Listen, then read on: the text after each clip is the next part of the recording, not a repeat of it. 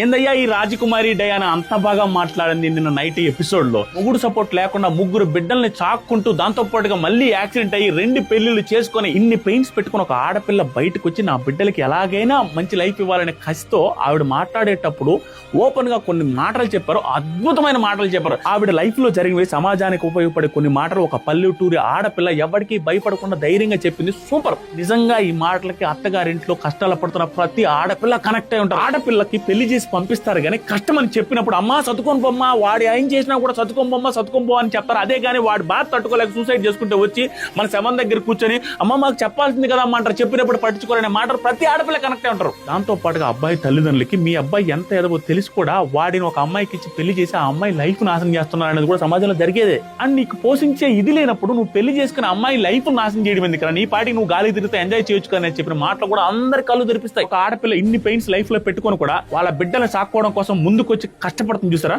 Hats off to Rajakumari Diana. మీకు ఇలాగే అనిపిస్తే ఈ వీడియోని లైక్ చేసి కింద కామెంట్ చేయండి. బిగ్ బాస్ అప్డేట్స్ కోసం ఫాలో అవ్వండి.